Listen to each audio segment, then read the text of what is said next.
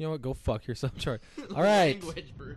Great Amalgamation podcast. Yeah, this is TGA podcast back from the Thanksgiving break. Oh, yeah. That's what we're going to call it. It was not the Halo 4 break. So, I want to start off with the biggest news. Wii U came out. Angry Birds.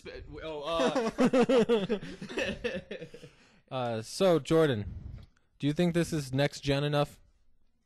It's next gen enough for Nintendo. It's a lot more than what I thought they would come out with, to be honest. So, I don't know. I thought they would come out with just another barely better Wii, honestly. Like, I'm surprised they beat current gen specs. Like, and it was something that I didn't see coming with Nintendo. So how many times has your console froze up on you? Yeah, we discussed this. I've had it for about a week. Played it maybe 2 or 3 of the days of that week. It's frozen up minimum of 3 times.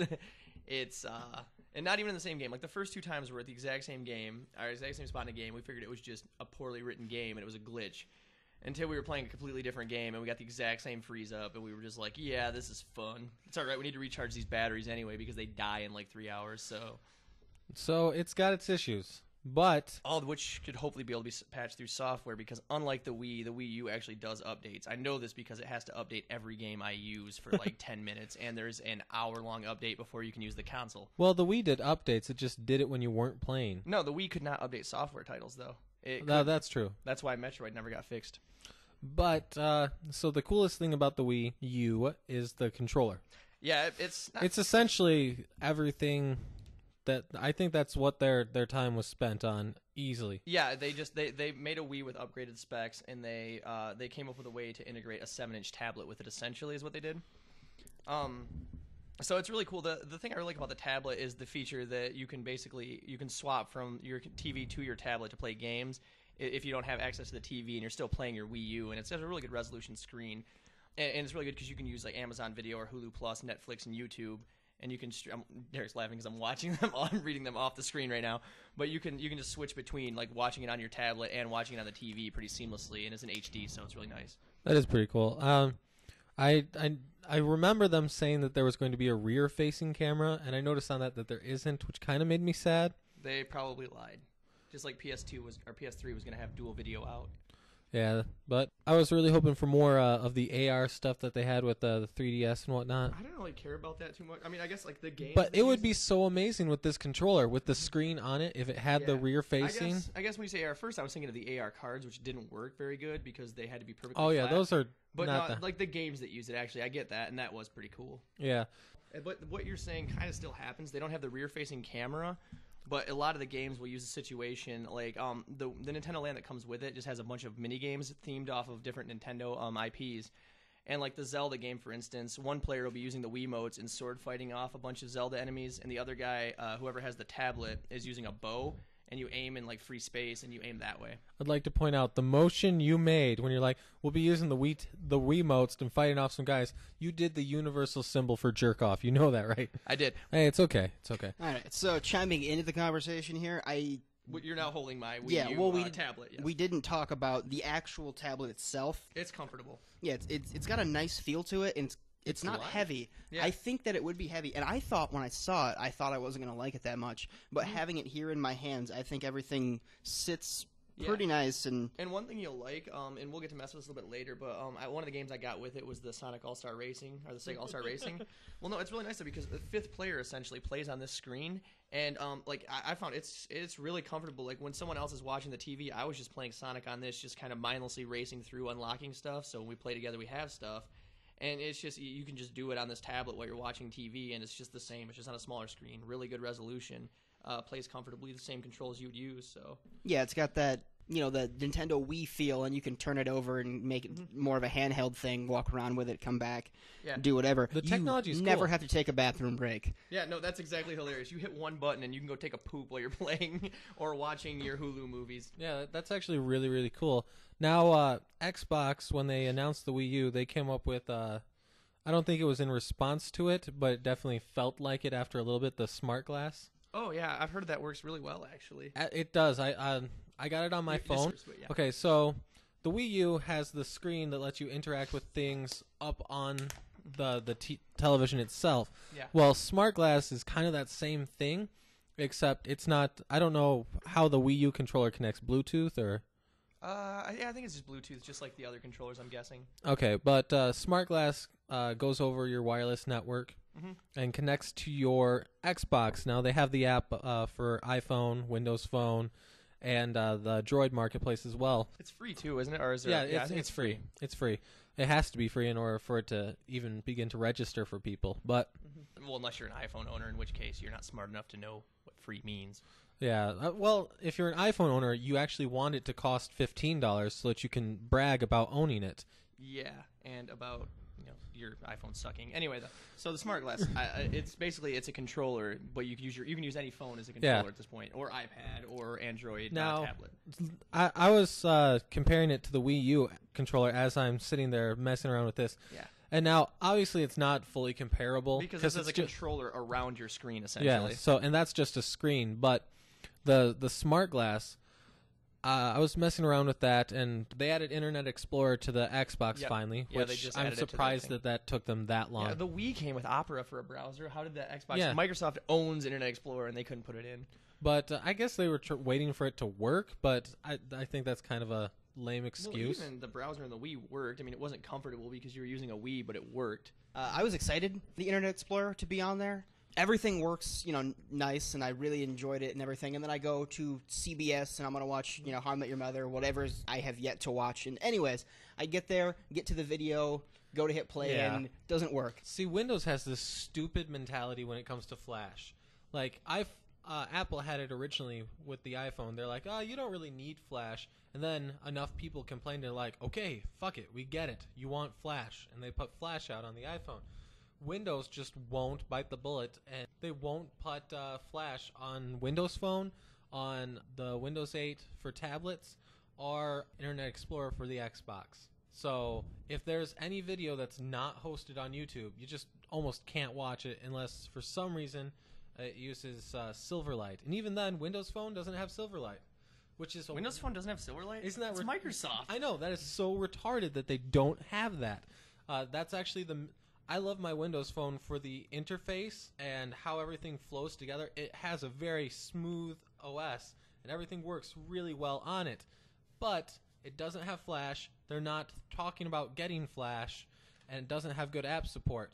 So, because of that, I don't know if I'm going to get a Windows Phone for my next phone. Because of that? What about because Windows Phone sucks compared to Android? Android's no, way superior to I everything actually else on the love market. my Windows Phone a lot more than the Droid OS. Really? I don't know. I'm just a big Android fan. But Windows Phone is definitely better than iPhone. I'll give you that. Oh, see, I originally was going to get a Droid, but Jazz ended up getting a Droid, and I'm like, well, I know what the iPhone's like. I know what Droid's like, so I'm going to get a Windows Phone to try that out. I was very, very surprised with how much I like that. The only thing I don't like about it is the lack of Flash and the fact that a lot of companies don't have app support for it. But 90% of the time, there's something comparable app-wise. So that was a bit of a tangent, but let's go back to back to gaming. Yeah, we're back on the Wii U, and currently we've got Jordan on the Wii U, on the little controller screen, whatever. Tablet screen. Yeah, the tablet screen. I haven't played it on this yet either, which is why I'm doing pretty poor right now. So this but is it still the looks new really Super nice. Mario Brothers, yeah. We'll try to demo this too and get some of this up. It doesn't work like the Wii remote. Oh, it does work like the Wii remote. Okay. It has tilt controls exactly like the Wii remote. I've just verified. I'm pretty sure nobody picked that up. Now, I want to talk about Halo 4 a little bit. So let's do it. Okay. Let's talk about Halo 4. So, Jordan, you ready for this? Talking about Halo 4? Yeah. Tossed out my Wii tablet. It's gone. Just throw that shit. Shut off like I thought it would. So Mario's gonna be chilling over there, racking up time score. So Halo 4 came out, and the campaign is fucking awesome. Epic. Love it. It's the best gaming experience I've felt since I played Halo 1. It took me back to that feeling so many times in the game. My favorite point is when you land on Requiem, you get out of the crashed area, you walk out, and you have that Forerunner structure out in front of you. And there's just this big sense of scale at that moment. Yeah, it was really good. Did it take you forever to get to that point because there's every weapon in the game seemingly stored in that first part? It's so small of an area, but they made it so big with what you can find if you just take your time and look around. Yeah, I like the first time I didn't because I wanted to get the launched at midnight thing. I didn't know that existed, so the first time I did spend an hour in that scene just looking around because I could, because there was stuff to look for. Also, they're doing the same thing that they did with Halo 3 and Halo Reach, No, just Halo Reach. They didn't have this in 3. But I'm doing my legendary playthrough a level a week because they have the challenge for playing. Like the week it came out, they had a challenge where you get bonus XP if you beat the Dawn mission on legendary. Oh, gotcha. Like the weeklies. Yeah. So week by week, it's just beat the next mission level. on. Yeah, All right, that's cool. So my I am Legend of 117 achievement's probably going to be my last one at this rate, because it's going to take at least 8 weeks. Yeah. Also, do we want to talk about this slightly alternate ending for Legendary? Have you heard anything about that or know anything about that? No, yeah, I know that. Yeah, that 1 extra second of gameplay video you get if you balls through it on Legendary. Okay. Well, it doesn't change too much. Yeah, I mean, I don't think it's a spoiler. We can tell people. It's not like a big spoiler. Yeah. But anyway, so at the end, you're fighting the... Oh, by the way, there's going to be plenty of spoilers. Just throw that out there. When in any podcast do we not have spoilers for something? That's a good question. So in this one, you're fighting a Forerunner named the Didact, who we learn about a lot in the Forerunner trilogy. Or Super Robo Chokey Man also is another name I like to give him. I actually... Bruce is going to tangent right here. So I really liked the look of him, and I saw him, and I'm like, all right, this is sweet. And then he used Force Choke. Like, that's new. When did they learn that? So that I think it's funny because 343 took over canon. They took over the book series, and that's why they were setting up the Didact in the Forerunner trilogy. They never made any mention of them being able to force choke people. Well, he had a robotic suit, though, so it could be just technological. I mean, there's a lot of really cool technical stuff they do that would make you believe that could be done. Sure. It's doable. I'd say technology over magic is what I'm getting at. Well, no, it's obviously technology because there's no such thing as magic in that world. Everything's technology of some sort. But there was never any mention of that ability or interaction, and so it caught me off guard the first time I saw it. Not that I care too much that it happened, but it caught me off guard when that happened. And I was very, very happy when I saw the Librarian. That made me happy. Very, very fucking happy. So, elaborate why? So I actually, since I've read the books, I know the fucking backstory of these two characters way better than either of you should. Yeah. So I kind of want to know what you guys think the interaction between the Didact, the Librarian, and the humans is. Well, they told a lot of it in the Waypoint storyline. Have you looked at those yet? Yeah. Well, they elaborate a lot on there. They make it sound like they were together, and we, as the humans, ancient humans, were running through the galaxy trying to take out the Flood, essentially. And we ended up wiping their planet as a result of this to stop the spread. And they, as maybe the last two-ish, it kind of seemed like they didn't really... I mean, they had more because they had an army of some sort, but they didn't really elaborate how the scale of how many people were destroyed, how many people were left. But it seemed like they basically went... And they destroyed the majority of us in war of some sort, and then they kept our species alive on a halo at one point until they had to move that through the story that you find if you watch that. So that's what you get for story wise for Halo 4 from what you've seen. Now, did you watch Waypoint at all? I didn't watch the Waypoint. All I know is from what I had seen in the gameplay. That's all I got. Having read the Forerunner trilogy, you're actually pretty close in what you said. So the Didact... If I would have found the other two videos in my first playthrough, I'd be perfectly on, Bruce. I just missed two of them. So you haven't got Terminus yet? No, I missed... That's the find all of them. Yeah, I missed the last one and possibly the first or second, because there's a prologue one, and I don't know if that comes by default or if you find that one. The prologue one comes by default. So I think I missed the first and last part of the story, essentially. Yeah, because there isn't one on Dawn. Which is surprising, because I found one really early in the game. I don't remember where, but it was super early. So there must be one even more super duper early. Well, Dawn's the first level, and there isn't one on Dawn at all. But there is one on every single level after that. So anyways, in the Forerunner trilogy, the Didact and the Librarian were a thing. And then a Forerunner called Born Stellar Burns Eternal. They have Native American names, sort of thing, like Running Bear, Flowers over Eden. That name just sounds like it has something to do with the Covenant's outlook, because it sounds really familiar from the games in a way. I don't think Born Stellar is actually technically mentioned in the games at all. Just that name, like the description, sounds like something that they would have misinterpreted or interpreted at some point. Yeah. So Bornstellar finds the Didact and resurrects him just like Chief did. And then they go about trying to fix the Forerunner race because it's been slowly falling apart. And there's a bunch of like civil unrest and blah, blah, blah, that kind of stuff. The interactions with the humans, you were pretty close to right there. Like the humans were fighting the Flood when they found the Forerunners. We came across them, yeah. Yeah, so the Forerunners found the humans, started a war with the humans. I thought we were attacking and expanding rather than trying to contain. Yeah, well, we were retreating from the Flood. And while we were retreating from the Flood, which looked completely different back then, it's actually close to a race. We were running from the Flood. We ran across the Forerunners. War erupted with the Forerunners, and so the Forerunners led us to extinction. Everything that they talk about in the Forerunner trilogy is over ridiculous amounts of time because they live indefinitely. They do die eventually, but they don't have a finite lifespan. They can live forever. Is that like genetic or is that some technology aided thing? Do you know?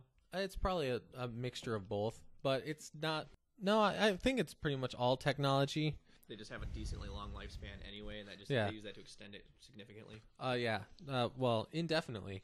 So the Forerunners kill us all off, and then the librarian uses the composer to get the essence of a few humans back, and then she goes and starts us up on not on a couple of us on a Halo, and then a few other races got started up on different Halos, like the Sengeli and which would be the elites, right? Right. The elite. Sorry, I'll use those names. So the elites and the prophets all had their own Halo.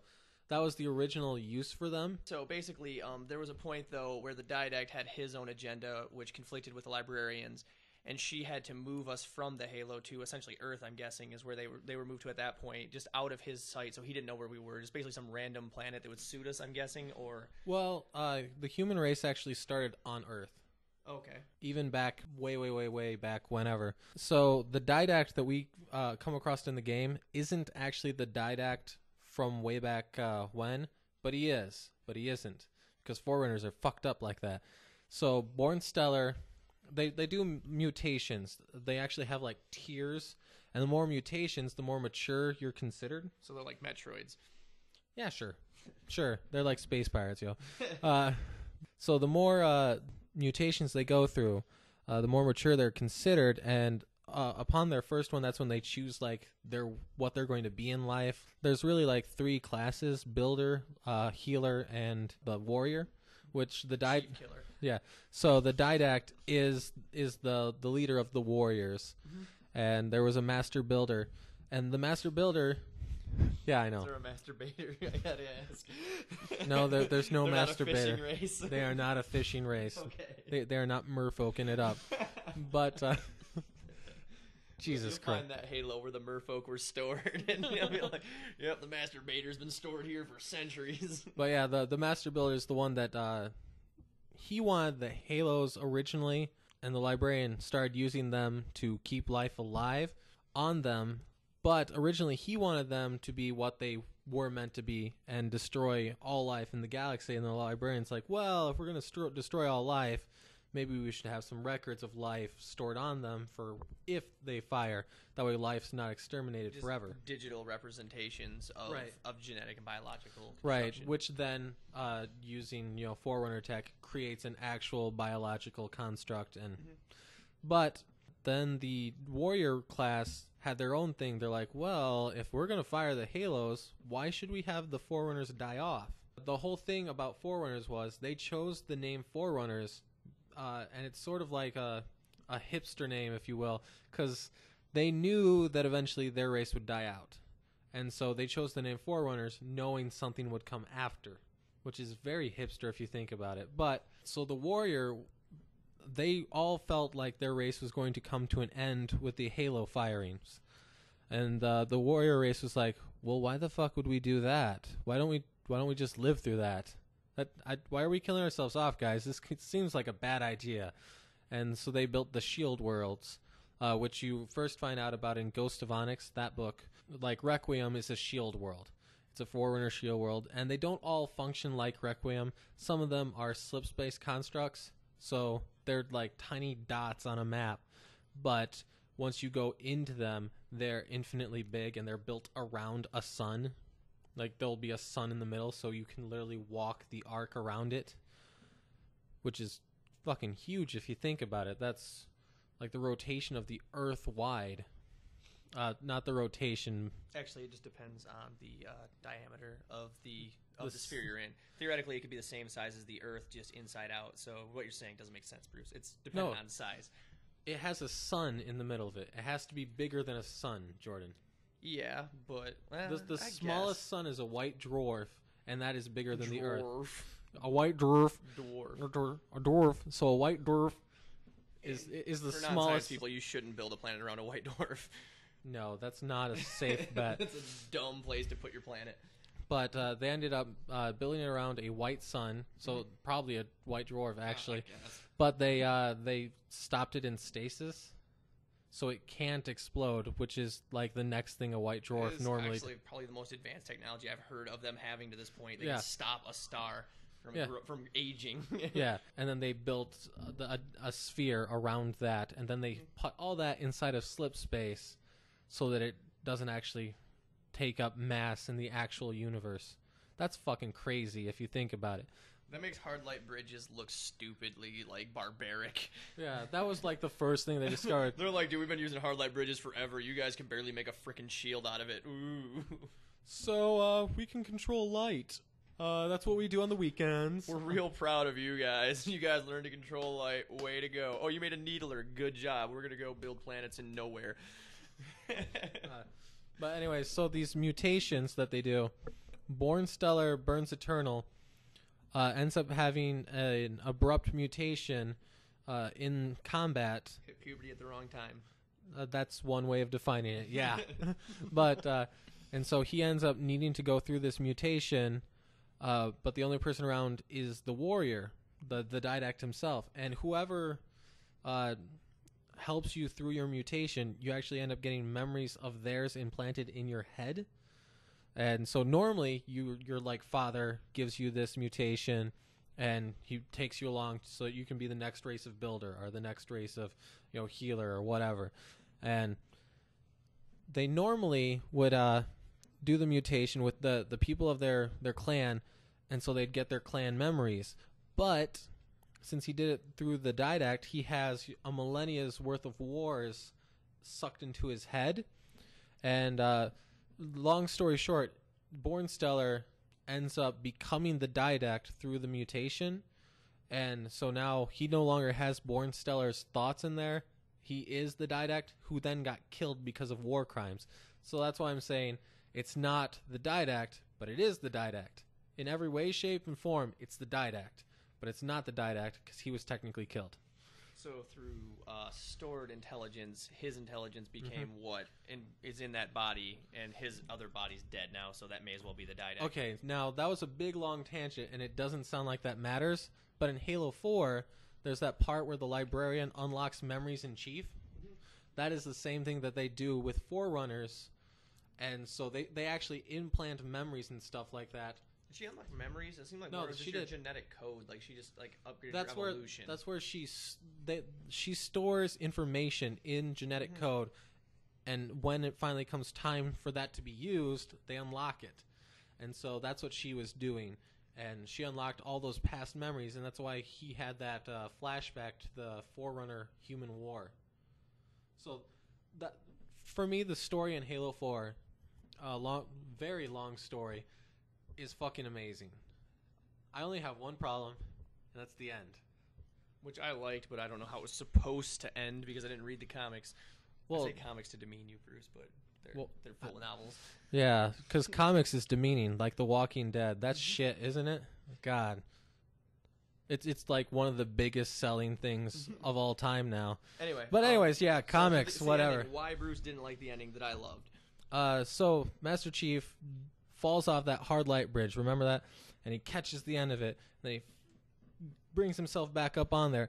And then for some reason, this guy in this suit that lets him flip tanks with one hand crawls. That was the one. I like QuickTime events, and that QuickTime event made me go, really? Why the fuck is my Master Chief crawling? Because the Didact just choked the life out of you and left you for dead. No, he didn't. Well, he was gonna finish you, but he did. He got you with Well, a no, chokey. he got you with a chokey. That tires you down. The last time he got me with a chokey, when he let go, I ran at him and fired, and then got knocked out by him going to slip space. It wasn't as big of a chokey. That was a wake-up joke. He's more pissed now. There's no argument. Like, the suit itself has power. Even if you have Chief hurt... If that's your complaint, that's minuscule. Because I figure, like, he were crawling up. I think it was more of a speed thing. Like, he was getting to his feet. He was getting to his feet for the length of a hard light bridge? Well, to get to the bomb, like, it was a short thing. I know that I know why they did it. They wanted it to feel epic. Well, but in their meaning to make it feel epic, they made me pop out of the story at one of the most dramatic moments in the story. Because you're an idiot, Bruce. That's why. No, here's the thing. In that situation... So, Jordan, you're a fucking douchebag. No. Anyway, and I'm trying to point out... I understand what you're saying. Hey, Jordan. So, I'm trying to point out that his suit has a fucking nuclear fusion coil in it that powers its fucking self. I get that, but here's even the if thing. he's unconscious, it can still move.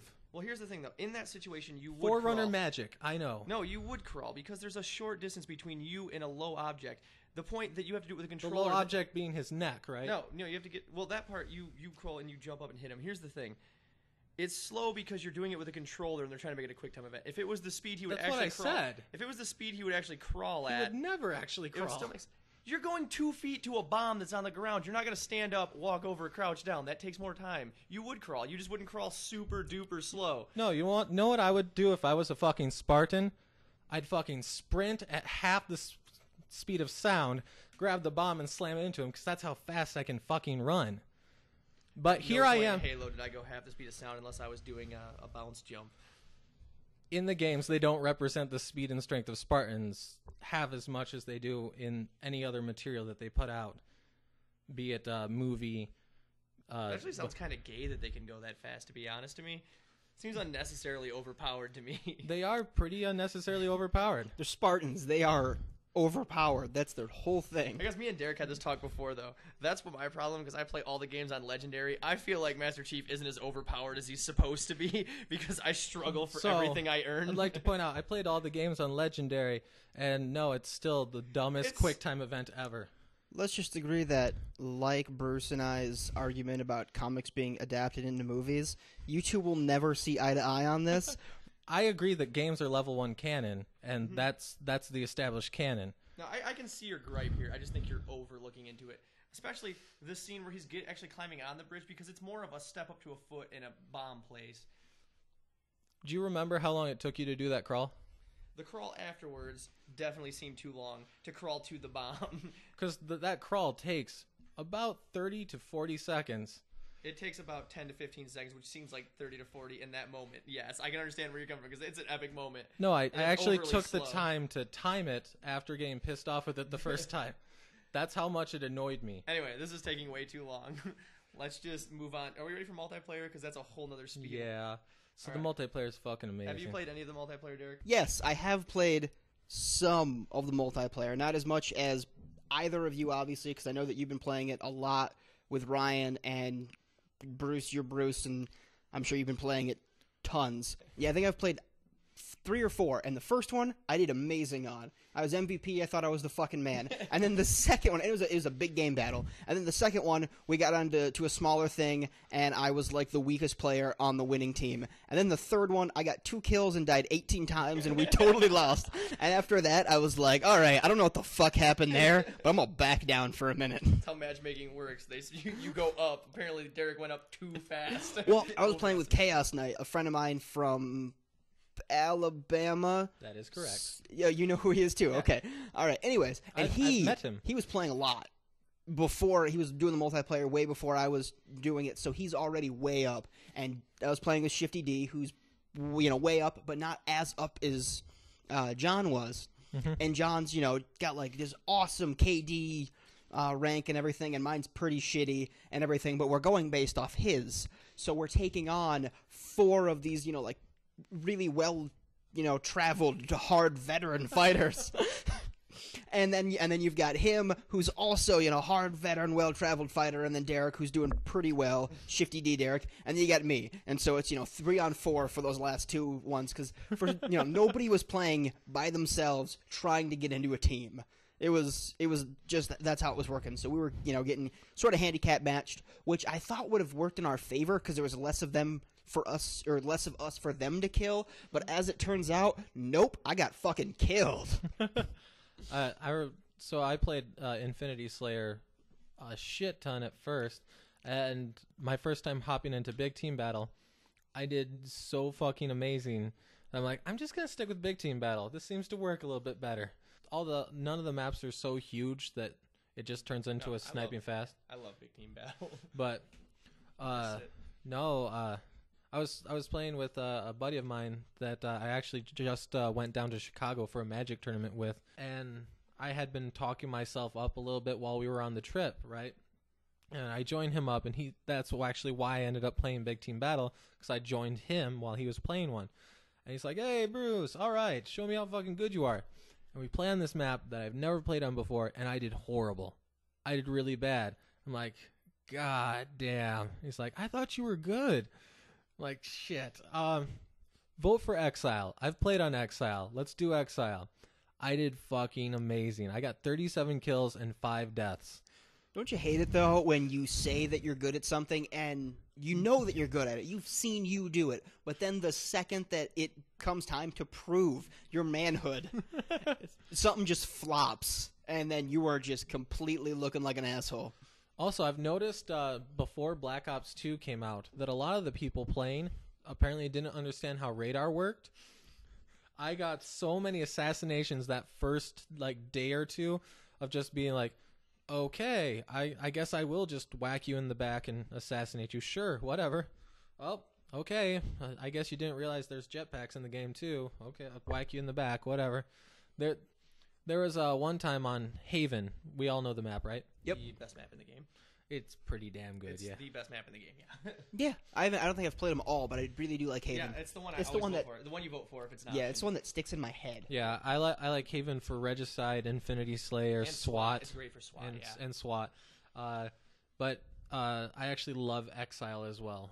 Which one's Exile? It's for big team battle, so you might not. I might not have fallen into it. Yeah, I've only done a little bit of those maps even. But it's got like a central area and then sort of like a track around it in 2 bases. It's pretty small, but there's enough obstructions to make it so that it feels bigger. But anyway, so we're on Haven, and the entire team is like backing down this corridor, and I run up to the first guy, boom, pop him. Second guy, pop him. Third guy, pop him. Fourth guy, assassination. I got an overkill because nobody on the other team looked at their goddamn radar. And I love it because you can do that really easy in SWAT because they don't have radar. And also one-hit melees in SWAT again, which is nice. But anyway, I've got a really great story for Haven. So I was playing with my brother, General Money. He's unstoppable, and it sucks for me because I get the Derrick effect from Square One. I don't get any since Halo 3, I haven't played a game where I'm a level 1 matchmaking. I jump into Ryan, who's level 42. I'm level 1, and I've just been from there the whole time. So I do okay. Sometimes I fail. But in a game of, I think it was SWAT. Yeah, it was SWAT in Haven. Ouch. 4v4, Ryan gets a Kilimanjaro. Which means kill 7 people in a row within 4.5 seconds, which is hilarious because 4 people on the map, he kills 7 of them. They got lucky; they all respawned after he killed their entire team. Got an overkill on their team, which was tough enough as it was. And then as he's reloading, and he was actually chewing at the time, so he put his controller down, spits out a dip, looks up, sees the whole team respawn and shoot at him, pulls a gun out, drops 3 of 4, gets a Kilimanjaro.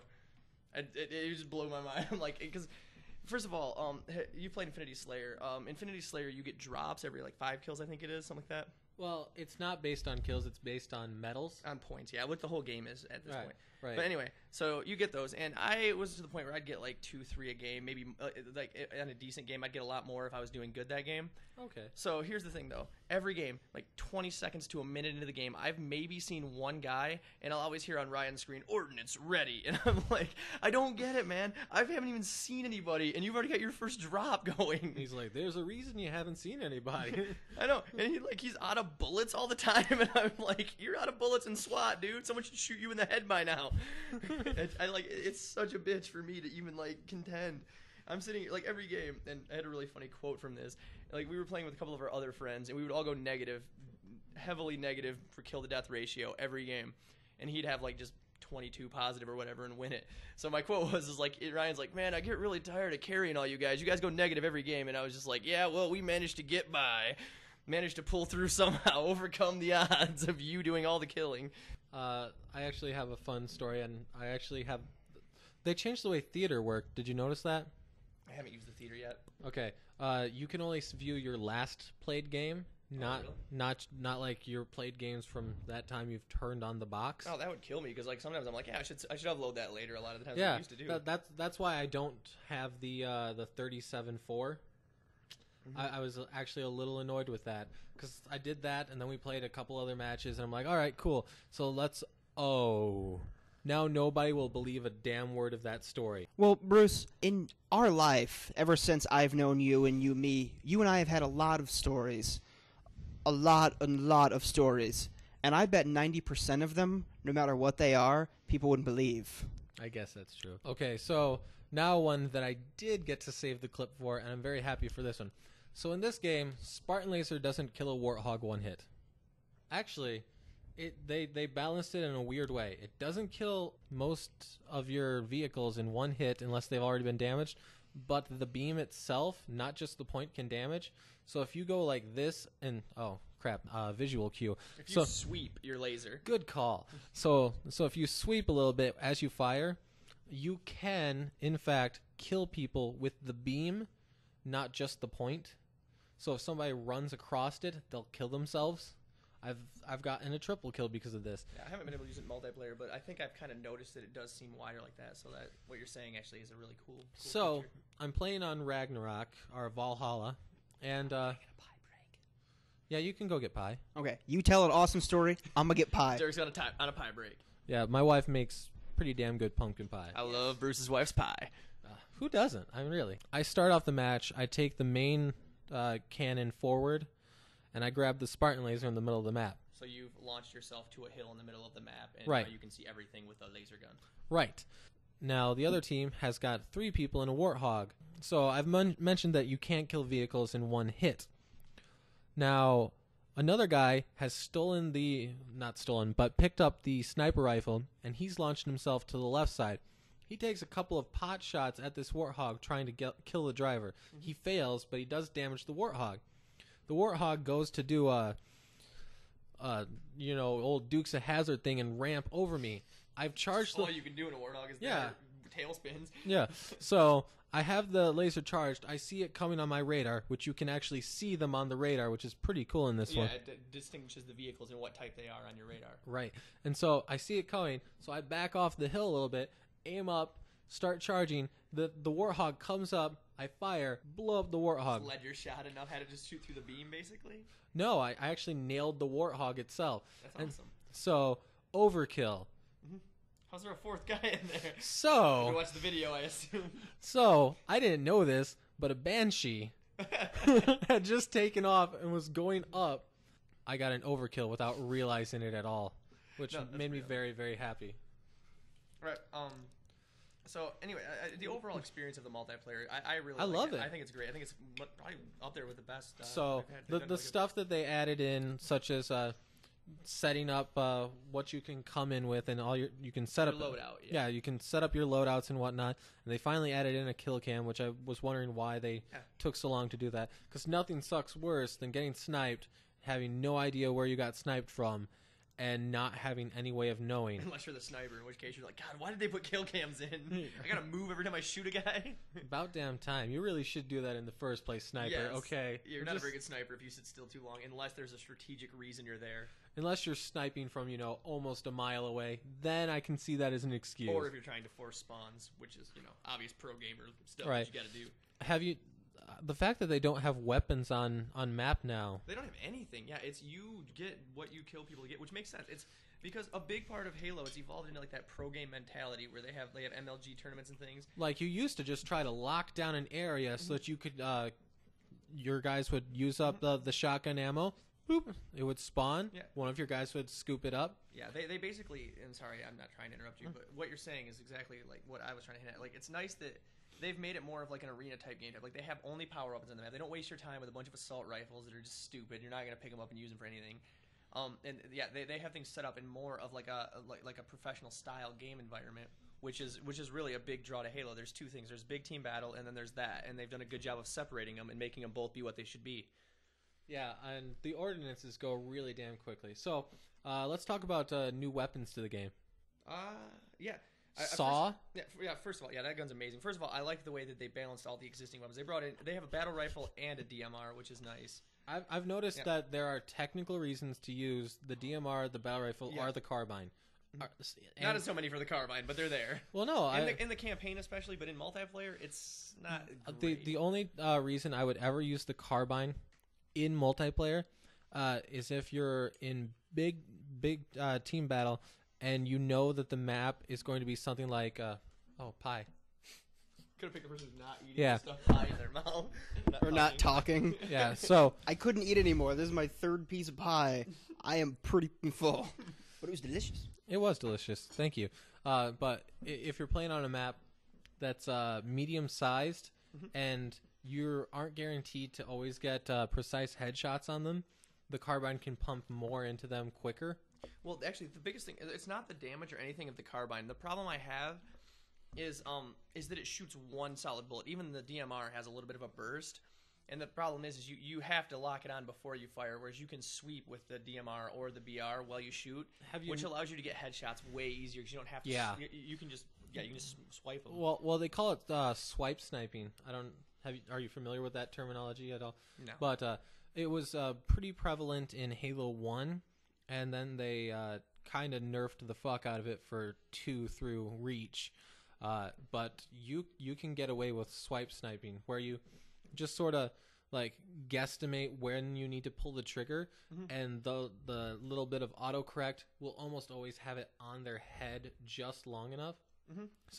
So like you were saying, getting headshots just by sweeping across. Yeah, and that's the thing. That's the one thing that sets it I think sets the DMR and the BR over. Oh, the exactly. carbine, Yeah, you can do that. But if they lessen the autocorrect a little bit, which I think they're probably going to do, because well, I don't know if it's even the autocorrect. The autocorrect definitely helps at close range.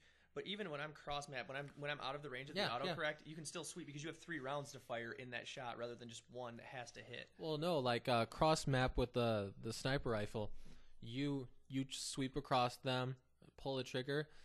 If you line it up semi properly, you're probably getting the headshot. Yeah. The thing where I notice the autocorrect helps the most is when you're hip shooting, which I do a lot in SWAT. You don't have time to zoom in a lot of the time. In that case, the autocorrect helps, but I think like when I'm doing a lot of cross map shooting, it's just that I know with the DMR, you put it right on the head. With the BR, you put it slightly above the head, and you let that burst hit them. I've noticed that you have to aim slightly over the head. I always do it slightly below.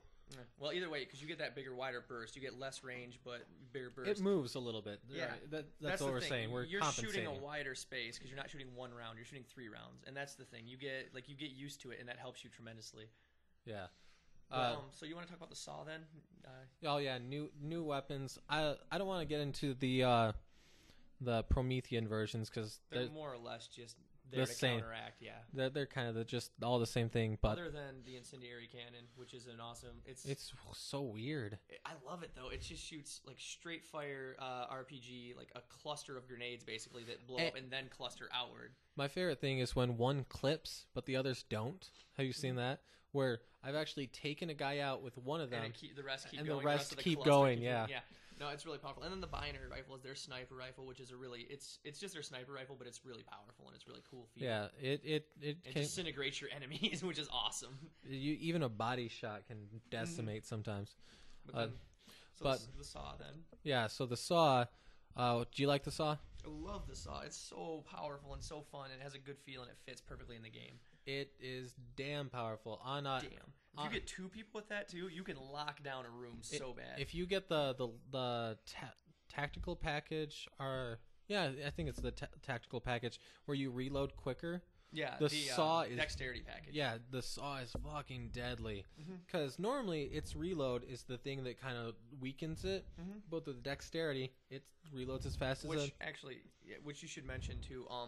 With your loadout, you get to choose what you earn points that you can spend towards which weapons you take into the fight, as well as mods to your thing. So you get to choose what type of armor ability you have, be it a shield or invisibility or jetpack. Which they nerfed in this one because they're stupid. But don't say that to Bruce. Bruce loves his jetpack. They're good in big team battle, but I don't like them in other game types really because they kind of they tame from it. But they're still I get it anyway. You can do like health regeneration, those kind of things that were abilities in Halo 3 and Reach. Were they in 3? They were different in 3. They were deployable in 3. But you can put those into your armor, and you can get other things like increase shield recharge speed or increase reload speed. And the shield recharge, it just isn't worth it almost ever. It isn't. No, it doesn't because you don't. I never felt like I had enough time to get away and still. Usually you're better off killing everything, which the reload speed will help you with. And then there's one that gives you more ammo, which sounds great until you realize it's just your maximum ammo, not your clip ammo. Which is like, I'm dead by that point anyway, unless I'm Ryan who could use that. Right. It depends. If you can nail the headshot, the extra ammo is pretty fucking awesome. I know if I'm going into team snipers, I'll always choose that one. Just makes sense. Because with a sniper rifle, listen, you get infinite though. It's just your maximum. It's not your clip ammo, is it? It's just your maximum. No, it's just your max. But you go from having 8 rounds to 12 rounds. That's 4 more kills, technically. But in Team Snipers, you get infinity, don't you? Not now. You did last time I played. Maybe they changed it so you do. Man, they're changing stuff quickly then. But it would be stupid not to have infinite ammo in snipers. You don't pick up more guns. You die. Well, I had my fun. I killed my 4 guys. See you guys later. Anybody want to shoot me? Here I am. Time to go punch everybody now. No, you just gotta get an assassination. That's what you do in Team Snipers, right? I get more beatdowns in snipers than snipers. I'm not a good sniper by any means. I typically, when I find a sniper rifle, I stand over it yelling, "Somebody pick this thing up!" And if I have to, I'll take it and be like, "When I die, somebody be ready to pick this thing up," because I'm not going to use it. All right, I got the sniper rifle. I'm not saying I'm going to get a kill. I'm just saying, guys. Same with the rocket launcher. I hate that. Like, to stop the other team from getting power weapons, I now have a sniper rifle and a rocket launcher. I will kill nobody, and they will get this if they kill me. I am essentially running to hide these weapons. No kills with the rocket launcher? Well, some, but not as effectively as I should. Like, the shotgun is my weapon, which is overpowered in this game. They beefed it up, and I love it because I'm already unstoppable with it. It's a lot harder to get a hold of. Yes, it is. But, and this thing really pissed me off, they made the scatter gun, which is the Forerunner version of the shotgun. It's so inconsistent online. There's no consistency in what range, what timing, how much you can, because the bullets spread. It doesn't feel right. No, yeah, it feels like it's just luck. You fire the gun and you hope the guy dies, because he might die when he shouldn't, and he might not die when he clearly should, and it's stupid. It's broken. No, I've had a couple moments with the scatter shot where I'm running behind somebody, and I'm like, okay, I don't have the time for the assassination. Unload. Oh, he didn't die. Oh, I'm dead. When you put 3 rounds in him with a shotgun from a decently close range, even if you're barely catching him, he should die. But he doesn't sometimes. It's bad. All right, now to really wrap up this 40-minute, I mean, and obvious, 40 minutes on Halo 4 when it just coming out, and there was a lot to talk about. But let's just go in with it. We didn't even talk about Spartan Ops. Let's just go into an overview. People know what Spartan Ops is, Bruce. Yeah, it's so cool. Watch Derrick. Derrick. Yeah, watch Derrick and Bruce play Spartan Ops on a weekly basis. That's coming. We did put that up on YouTube. I guess they'll have Episode 1 was AJ and Bruce, and that may be the funniest set of videos we've ever put out. That's just me, because I love listening to AJ squirm like a little girl. So anytime AJ's in a room, essentially. Unless AJ's such a good friend. Unless there's a lady present, and then he is fucking king of the hill always. Like his. Have you played King of the Hill? He's fucking magic. All right. So, anyways, an overview of the entire game. Is there anything that you were definitely overly excited about? Anything that you were definitely underwhelmed, really? Everything is fucking amazing. I have no complaints. I have one complaint. And we already talked about that complaint. See, I call this a killer app. Sorry, Yeah. I just like to bring that term back because it's been dead since Halo 1. But this is a killer app, damn it. Yeah, No, this is just like the perfect Halo. You know, I thought maybe it was too short, but at the same time with the new with Spartan Ops added on. yeah, and with Spartan Ops, but I mean like the campaign itself. Well, we did play it co-op kind of fast because I really thought it was fairly long. I didn't think it was too short in my playthrough. Like, yeah, I thought I originally started. I knew that I was going to do the legendary one once a week because of that, but I'm not. I'm itching me. No, I'm itching. I thought you were doing one of those talk louder things. No, this is me itching Bruce, the bottom of my I'm really beard. loud. I don't know if the microphone's picking me up yet. Is this loud enough?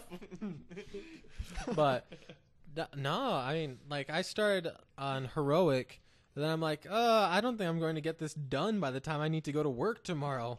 Crap. So I plopped it down to easy, did my first playthrough, and even then, I'm shooting a bullet, obviously, because it's not easy. oh, it's so much fun. Like, me and Ryan literally beat Halo 2 without firing around. Once I was telling Derrick, like, the only gun we did use was the sword, so we could run it out of bullets and run around bare-fisting everything in the game. Exactly. No, there's almost no reason to shoot. Like, oh, if I'm out of bullets, I could reload or I could run up and punch him in the face, whatever. In fact, while we were doing the Spartan Ops, there's a moment where me and AJ are playing on easy just to show off the level, and on 5 I'm showing off where to get the red versus blue thing, and I run through a horde of enemies, hop up on a thing, and go, so right here's the box. They're still shooting. Normally you'd have to clear out this area, but this is on easy, so whatever. And literally my shield was gone, and they're still sitting there pegging me with. You're just like, I'm gonna need to kill you guys if you don't be quiet. I'm trying to listen to this box here. But yeah, I like having the red versus blue Easter eggs in there. That's making me happy. Yeah, so if I had to rate it, I'd give it a 10. No, wait, we have to rate this 4.5, 5.5 out of 10 or whatever. Oh wait, Resident Evil scale. Right, Resident Evil scale. So this is a 0. Okay. Absolute 0. This is out of 10. This is 0 out of 10, pure shit. It is Worst everything game I ever. could ever think of for a Halo game. And then some, easily. All right, and but Shiniest honestly, Halo to date. you're Bruce is giving it a 10. Jordan, I'm assuming 10 also. He said 10. All All right. to 11 on this one. All Oh right. shit. I'm not complaining about anything, so I'm giving it a 10 too. The only thing that I thought when I thought that it was too short, I thought it was almost a better thing because it was a new company doing something that they shouldn't have taken on too much. So, but they're still doing the weeklies, which completely make it even better. So, I've noticed across the board. that like a chapter in the episode is essentially like half a campaign mission. Well, and I've heard complaints that was too short. I actually thought it was longer than I expected it to be per week. The Spartan Ops? Yeah. There was more per week than I Yeah. thought they would be. Yeah, I liked them. The first I talked to somebody that had played it, and they're like, yeah, it's so goddamn short. Like, oh, I did not think that. like I didn't think that at all. I thought each week you'd get maybe a campaign level's worth. You get more than that. Yeah, you essentially get about 2 or 3-ish Yeah. campaign levels worth of content, and I'm like, that's amazing. That's a ton. And they're going to do, I think, 8 of these total. Yeah, somewhere between 5 and 10, I think. So. Yeah. So that's a lot of extra content they're pushing. So all right. So Okay, so that's Halo 4. Let's stop Halo 4 And for this week. I'm actually going to take the time, and I know I'm the only one who has played and not as much as I want to, but the DLC for Borderlands 2. Now, Jordan, right? I don't even think that you've heard about this, I haven't played Borderlands 2 yet. It's on my list, I promise. but you need to. And also on my shelf. and I don't mean you need to play Borderlands 2. It's great as is, but I want you to get and beat Borderlands 2 so you can play complete badass campaign that it is. Because Torg, the gun company, you get to meet Mr. Torg, and Mr. Torg, without a doubt, is the ghost of Macho Man Randy Savage. Oh my God, this is the greatest anything game Borderlands, like not just the greatest thing in Borderlands 2 or the Borderlands series. Did they but let the Jay Lethal voice him? Because that'd make it even better if they had him I do the think that Macho would've Man been, that would voice. have been great. But anyways, he is just he's completely vulgar. He's so badass. And not only do you get Mr. Torg, who from everybody that I've heard is unanimously the new favorite character of Borderlands. Before it was Tiny Tina. But if you still like Tiny Tina more than Mr. Torg, Tiny Tina is in that campaign a lot also, as is Moxie. You get the 3 best characters, 4 if you include me, and because Derrick will be in there. yeah, as long as you're playing as co-op with me, then it's all 4 of the best characters in the game. If you're not, you're cheating yourselves because he's the best character in Borderlands. Rogue Wizard, get him on there. Yeah. Just remember, he's part of the DLC. Yeah, I won't say too much about it. All I'll say is that I love it a lot. There's a new vault, and it's basically it's like the Underdome, where there's like the arena kind of battles, except it's storyline based, so it's super awesome. Mr. Torg is awesome. Everybody in it is awesome, and just like to thank Jesus. Yeah, I only have Wait, white or black? I only have one question for the both of you: explosions? All right, and that's it for the Borderlands so far. I had a couple of games I wanted to cover, And let's give it that. Yeah, so you hit those, and then we'll go into. Oh yeah, we got Hitman in the future, so look forward to that. We're gonna have to make these short things, and I have some short summaries. No, not really. Yeah. Well, okay, so there were 2 3DS games I picked up. They both disappointed me, one more than another. One was a new game just came out, Paper Mario, the new one that came out, and the other I picked up Myst was actually on the 3DS. Wait, the old Myst? Yeah, and they claimed they redid it in 3D. What they did was they ported it worse than I have ever seen anything ported in my life. Okay, so start with Myst, because you're already in it. Do the backstory on what Myst is in case somebody has missed Riven and. So if you've missed Myst, it's a like first person puzzle solving game. It's very old, like Windows 95 era. I think it's the best of those types of puzzle games. Yeah, no, it's an amazing series, and you should really look up all of them: Myst, Riven, Exile. Except the 5th one I hear sucks. I never played it. They did a 4 and a 5. I guess 5 sucks. I stopped at Exile. Yeah, same here. It's great. You solve puzzles, really complicated puzzles, really good story, backstory. Just everything about it's a great game. It's a point-and-click adventure. And it was one of the first ones to mix in a little bit of live action. Yeah, they had live action videos, which looked good in this actually. Yeah. So here's the thing, though. So they claim, first of all, it's 3D and it's a remake, both of which are a lie. It's not 3D. There's literally no 3D in it. It doesn't even ask you if you want to launch in 3D, because I have a code on mine for my nephew, so it asks when I want to play 3D games. It doesn't even ask that because there's no 3D in the game whatsoever. It's not a remake, it's a port. It has the exact same graphics as a Windows 95 PC playing it had. And there have been remakes since then. There's an iPad remake in full 3D. Great, everything good about it that I've heard. This game is directly from the Windows 95 game. The only reason I might continue to play it is because they claim there's a new age added to it, which there's only like 4 in the game, so adding another one's huge. But the thing is so cumbersome to play. It's the worst interface they could think of. They put no thought into it. It's terrible, and I actually had it crash like it was a PC game. It crashed on my DS. This software has crashed or some message. Yeah, no. So it crashed as if I was on a computer, went back to my Wii menu and said, this software has stopped working, gave me some like generic message, and I was like, this is the worst thing. And you don't click on the screen. You don't use the touch screen to point like you would think, right? What? It uses the top screen. The bottom screen is an inventory of stupid shit you don't need. Wait, you use the joystick to move, and you don't hover the joystick over. You have to hold it in place at like a corner of the screen.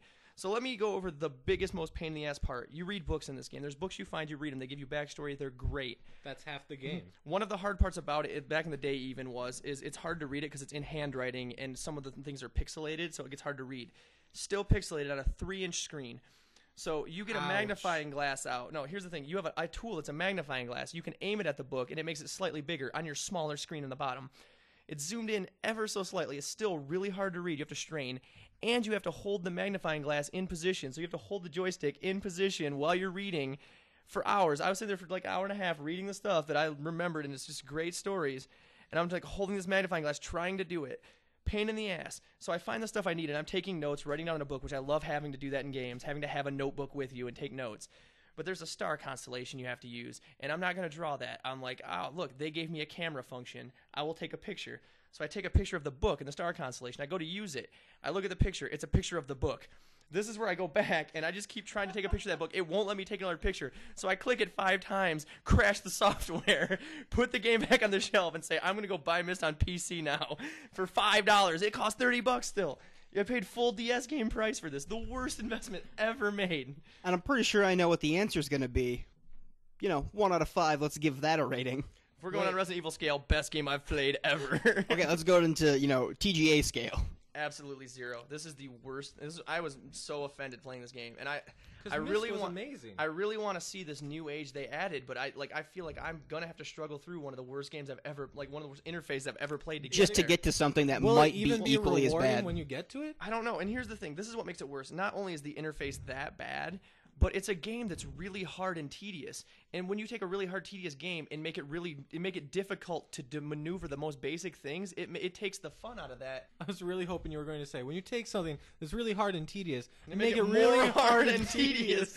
No, when you take a game that's really hard and tedious to beat and make it really hard and tedious to click on something, you've just made it way too difficult to be in any way rewarding.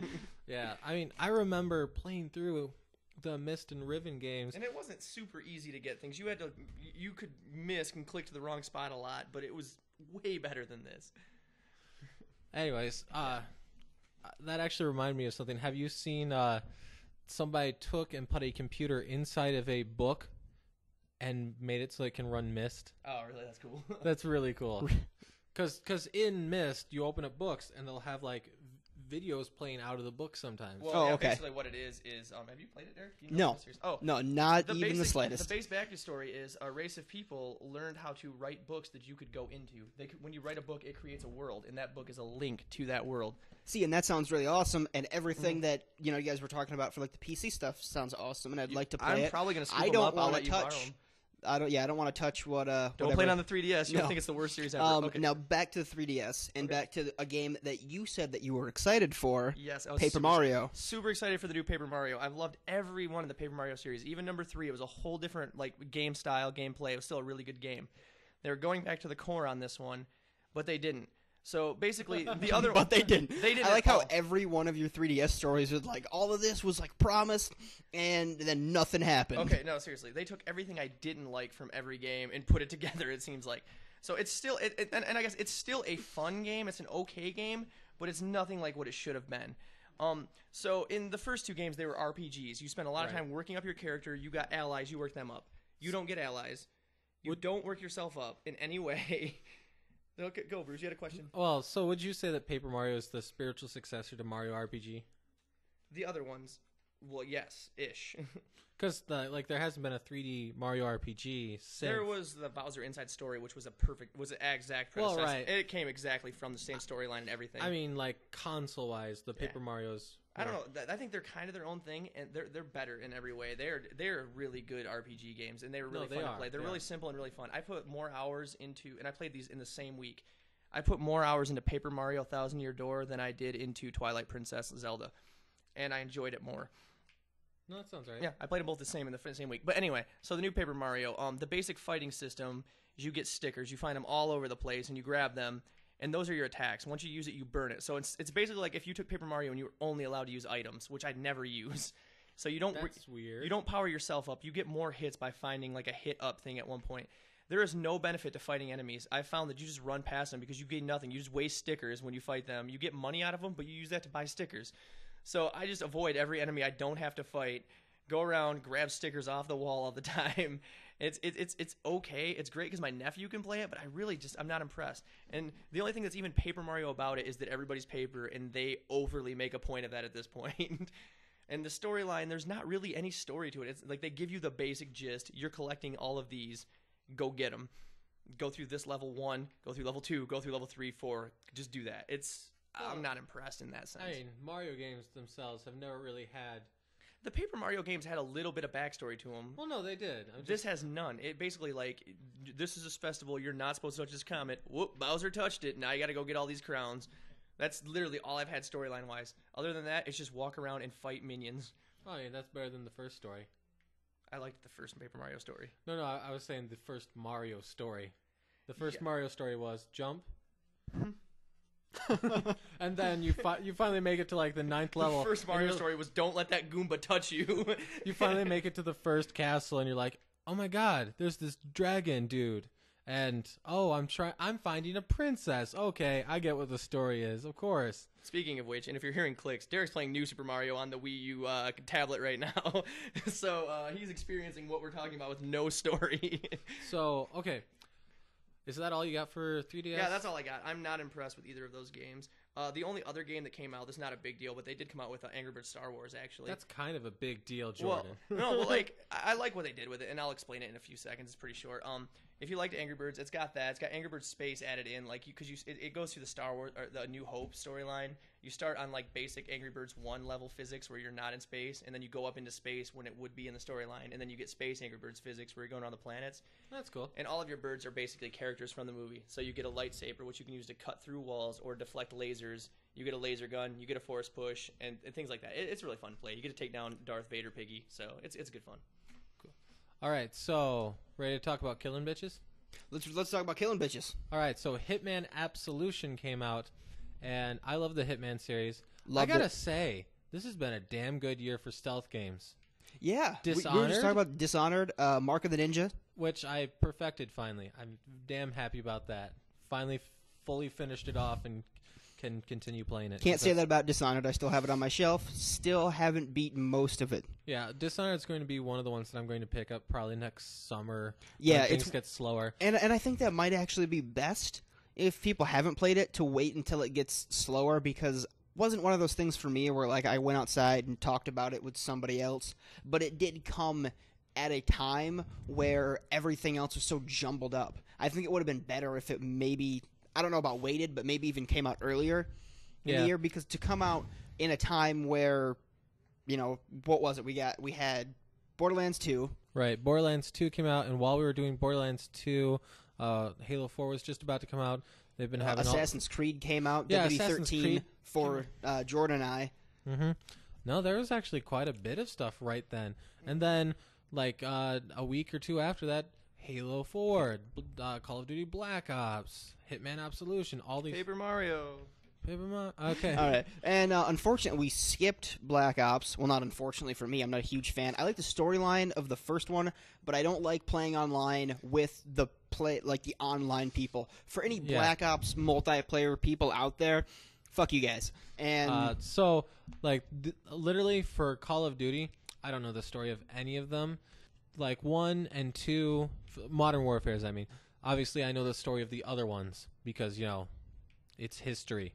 But for the Modern Warfare ones, I didn't really get the story too much just because I didn't care about it at all. And it was all through set pieces. And I try to ignore set pieces in games because they kind of annoy me. I really like them when they're Uncharted style. You've seen Uncharted, right? Yeah, I loved it. Like I don't own a PlayStation, but I've played all but the third Uncharted, and I will eventually. And I love the Uncharted series. Yeah, see those set pieces I like. I don't like set pieces in my first-person shooters all that much, because Medal of Honor, Warfighter, or Dream Eater, some stupid name like that. Dream Eater. That's more like a Metal Gear Solid title. It did, didn't it? But no, it had a level where you literally didn't have to fire a damn shot. The entire game was that scripted for you. And I hate that in first-person shooters. I don't like it when those things happen. And that really came about with Modern Warfare. In Modern Warfare 3, I don't know the story at all because I haven't touched it. I picked that up just so I could play with Adam and Mendy online. Okay. That's the only reason I picked it up. I played Black Ops for a grand total of 5 minutes, realized they didn't have the nuke, and I was disappointed and stopped playing. And so I'm going to pick up Black Ops 2 just because zombie mode is its own story and world now, instead of just survive horde. Is it sad that I was thinking the same thing? I was going to pick it up because I like the zombie mode, and I like it so much I think that it might have outdone No, it Left 4 outdoes Dead. it. Oh, Left 4 Dead? I don't know if it will outdo it. I like me some Left 4 Dead. I love Left 4 Dead. Okay, so Make more Left 4 Dead. Hitman Absolution. Hitman Absolution. We'll finally get to that. All right, now you've been playing the first level a bunch. Okay, now the way I play stealth games is I go in and I perfect a level, and then I move on to level 2, because that's what you do in stealth games. You can make it through without killing somebody or never getting caught. That's what I did with Chaos Theory. That's what I did with Mark of the Ninja. And that's what I'm going to do with Hitman Absolution. This is one of the rare occurrences where I play exactly like Bruce does in this situation. We get along in gameplay styles on this one. But yeah, so Hitman Absolution, they give you a shit ton of ways to do the assassination. Technically, there's almost infinite ways of doing the second assassination, but there's 12 like predetermined ways. Like, you can cause him to accidentally fall down this hole. You can poison him while he eats, poison him while he drinks his coffee. Which was when I walked in tonight, as I saw you badly cutting a pufferfish. Was that what you're doing? Okay, so there's the Improperly cooking a pufferfish. you're in Chinatown, and one of the people is selling pufferfish or fugi fish, whatever you want to call it, and I grab it and I squeeze the juice out onto some sushi that the target's going to eat, and he kills himself by eating the sushi. But yeah, so Hitman, there's always like a bunch of different ways of doing it. I literally went through and beat all the challenges that I could on level 2 before actually completing the level. I'd kill him in a certain way, restore checkpoint, kill him in a certain way, restore checkpoint, kill him in a certain way, restore checkpoint, because you get more points towards your score based on how many challenges you have completed. And also, fun as hell. Also, yeah, it's really fun as hell. And if you're listening to this, go to the YouTube channel, which you have to now, because this is on YouTube. Because we do it on YouTube, yeah. Because this is on YouTube. But you'll notice that there's some Hitman Absolution videos, and level 2, I have actually put up how to do pretty much all of the challenges. I give you a little bit of a walkthrough on that level. So, but yeah, so when Derrick says that I've essentially played the first level a lot, he's pretty close to the truth there. I'm very close to the truth. Because I've played level 2 as well. Yeah, all right. And so, without dwelling into story which you don't know much of and going too far into it, we're just basically want to know how you feel about this, maybe compared to the last game that you played in the Hitman series, and what you think of it as a modern day stealth game. Okay, so this is going to sound kind of ironic based on what you just said. You're like, how do you feel it holds up as a modern day stealth game? They didn't change shit, and I'm so damn happy about that. It feels just like old Hitman. It's just a little more fluid in the way it operates, but that's literally it. I couldn't be happier that they didn't try to next gen it. I am so glad that they didn't try to up the ante. It is everything that I wanted from my next Hitman game. Yeah, and one of the things that I noticed is that when you pull your weapon out, it looks like you're pulling your weapon out, and then when you holster your weapon, your gun just disappears from your hand. And you would There's think, no animation. Yeah, you would think in today's age that wouldn't happen, but I really couldn't care less. Yes, for Hitman, it's just one of those games where you just have fun. That's the point of the game. You have fun. And really, that's technically the point of every any game. It's a sandbox game. Right. You go around and you fuck things over in as many different ways as you can think of. For example, in the Chinatown mission, you can go up behind this cop shop and you find a remote bomb. And I pick up the remote bomb and I see this car. And this car looks really damn good for the area. It might be my target's. So I place my bomb on the car. Then I punch the car. Its alarm goes off. Sure enough, here comes the target. Walks over to the car, starts freaking out about why his car alarm's going off. And that's around the time it explodes. Oh, God. Hitman is the shit. That's funny, because that literally happened the last time I was in Chinatown. I found a random bomb, and I put it next to a nice car, because I thought he should have that nice car. Are you claiming Hitman on yourself, too? Yeah, a little bit. Oh, God. All right, so anyways, having fun and not changing things, and I think that for this title, that was perfect. That's exactly what they should have done. Well, my other favorite stealth game was Chaos Theory. That's my favorite Splinter Cell game.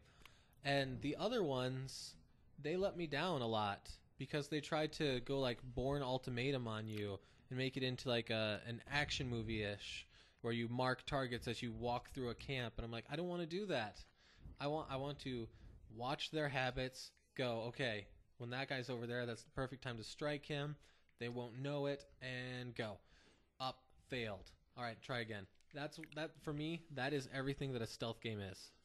Yeah, Rainbow Six, when it used to be more of a stealth game, was the same thing. Even the Vegas games were still a lot like that way. They weren't as stealth based. But yeah, no, my favorite thing was me and Ryan co-op mode going in. This is the plan. Wow, that blew up in our face. Let's try it exactly the same way, only a little better.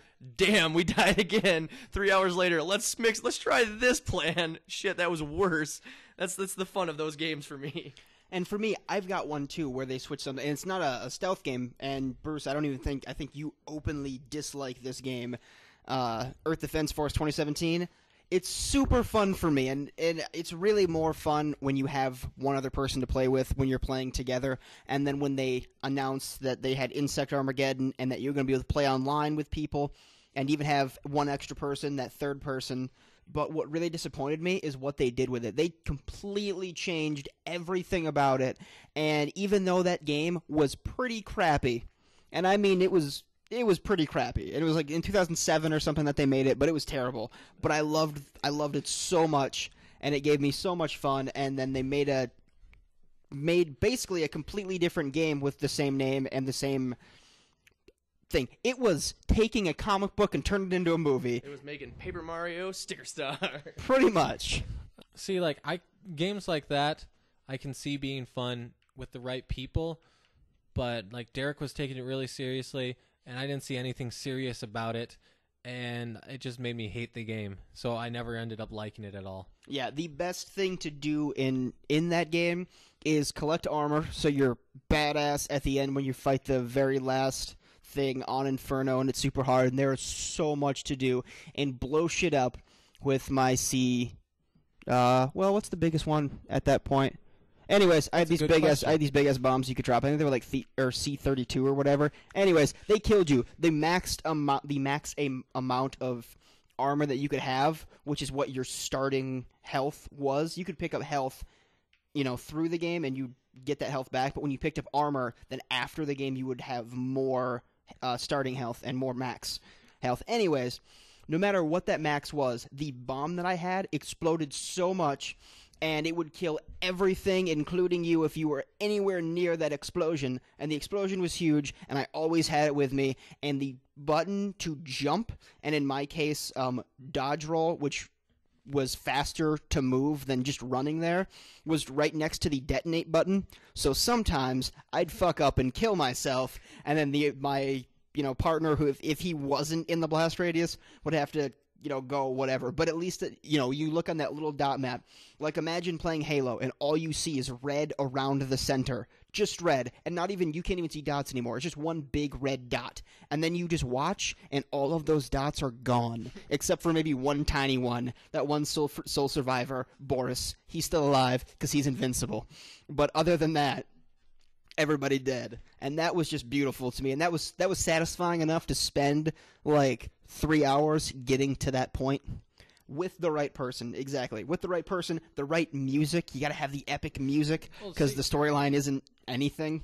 Yeah, co-op games, it's all about who you're playing with. If you're playing with the person that takes all the fun out of it, there's no reason to play co-op in the first place. I've never played this game. Bruce and I should play Earth Defense Force sometime. Sounds like fun. We should do it, Bruce. Be friends. Sure. Okay. It's on the 360. We can totally, put it on TGA, and I've got it, and I think it'd be fun as hell for maybe just watch the two of you play, because I'm me. Especially since our styles are so contradicting. It's fun. What do you mean, Jordan? All right. So this has been Bruce and Jordan. And this has been the Rogue Wizard, Derrick Draven, bringing you all the games of the past month or so. And we hope that you enjoyed it, and we hope that you come back. All right. See you guys later.